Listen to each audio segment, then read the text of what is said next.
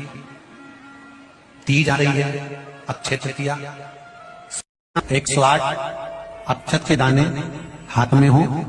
और आपकी कामना कर कर जिस कार्य के लिए आपने बाबा को आज स्पर्श किया है, हाथ में लेकर जहां आपने चंदन लगाया है उसी जगह पर हथेली से बाबा को चंदन वाले स्थान पर उस 108 चावल के दाने को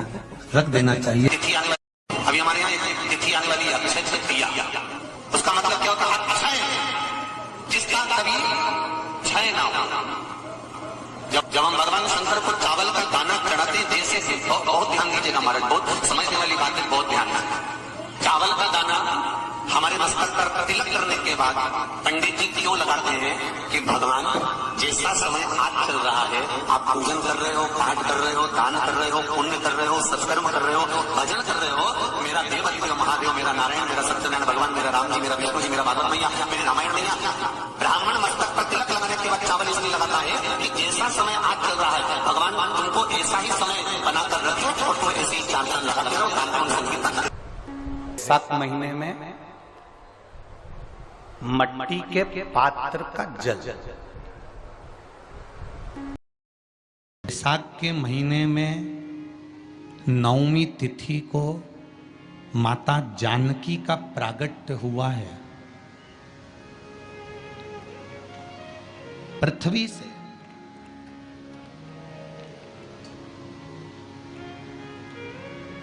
कभी एक विचार करिएगा कि नरसिंह अवतार वैशाख के महीने में हुआ, कुर्मा अवतार वैशाख के महीने में हुआ, हयग्रीव अवतार वैशाख के महीने में हुआ, परशुराम अवतार वैशाख के महीने में हुआ, माता जानकी का अवतार वैशाख के महीने में हुआ। आखिर वैशाख के महीने में, माधव महीने में इतनी महत्वता क्यों?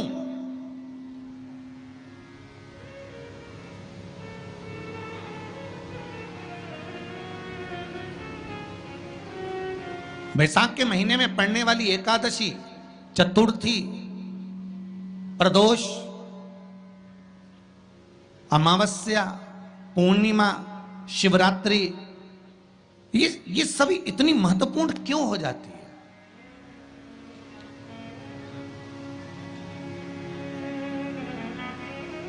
इसकी महत्वता इतनी प्रबल क्यों हो जाती है? किस लिए? क्योंकि वैशाख का जो महीना पड़ता है, सूर्य की संपूर्ण तपन, सूर्य देव अपने पूर्ण तेज के साथ में,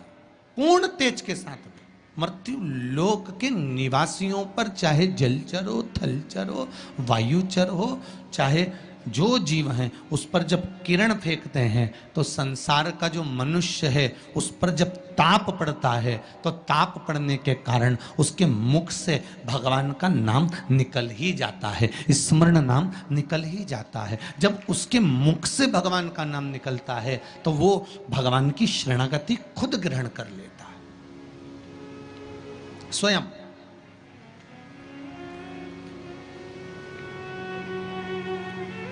शरणागति ग्रहण कर लेना। वैशाख की पोथी पढ़ते हो आप लोग? आप में से अगर कोई पढ़ता हो वैशाख महीने की पोथी, तो उसमें एक वर्णन आता है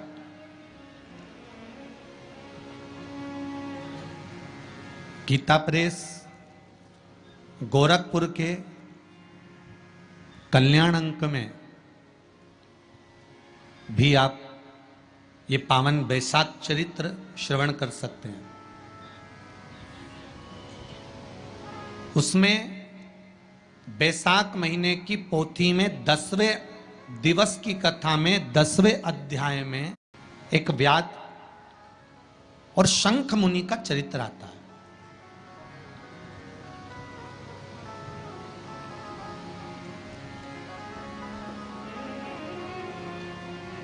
शंख मुनि एक बार निकलकर भगवान शंकर के मंदिर में जल समर्पित करने के लिए जा रहे थे और शिव मंदिर की ओर जाते जाते जाते जाते जाते जाते बीच मार्ग में चलते चलते चलते चलते और वो शंख मुनि जब शिव के मंदिर में पहुंचे, शंकर भगवान के मंदिर में जाकर उन्हें दर्शन किया,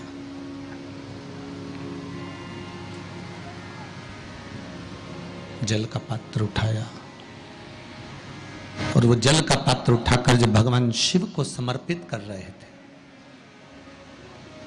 तो उसी समय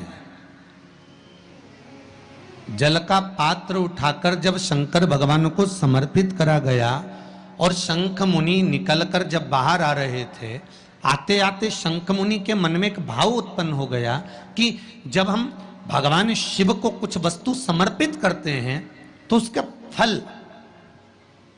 उसका पुण्य फल हमें कितने समय में प्राप्त होता है। ये शंख मुनि के मन में एक विचार जागृत हो गया, शंख मुनि के मन में एक भाव जागृत हो गया।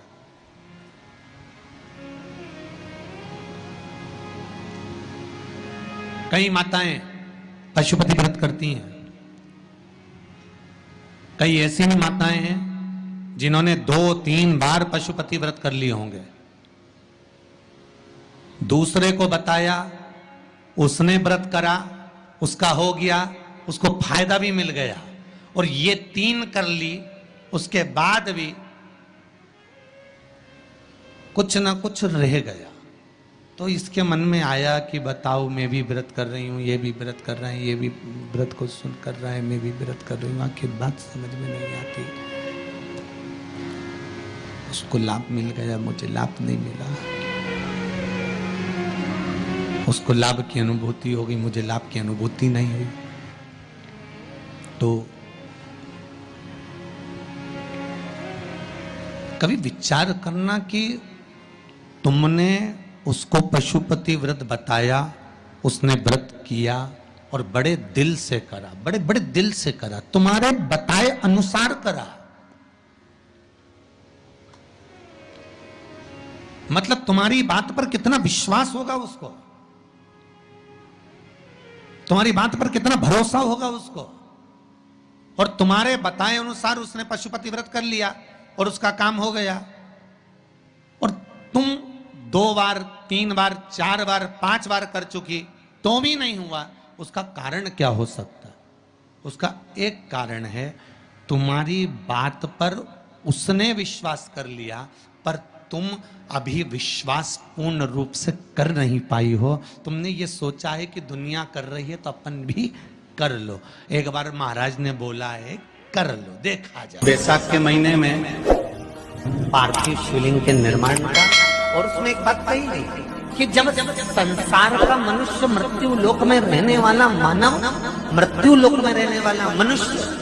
मिट्टी के शिवलिंग का निर्माण करता है, पार्थिव शिवलिंग का निर्माण करता है, और जिस घर में पार्थिव शिवलिंग का निर्माण होकर उसकी पूजन होती है, घर का सदस्य उस पर अगर एक बूंद जल समर्पित कर देता है तो जितने घर के सदस्य होते हैं उस पार्थिव शिवलिंग के निर्माण को करने वाले होते हैं, पूजन करने वाले होते हैं, उनको 6 महीने तक किसी बड़ी बाधाओं को झेलना नहीं पड़ता, वो दुख अपने आप हट जाता। बैसाख के महीने में पीपल के वृक्ष के नीचे, बेलपत्री के वृक्ष के नीचे, तुलसी के पौधे के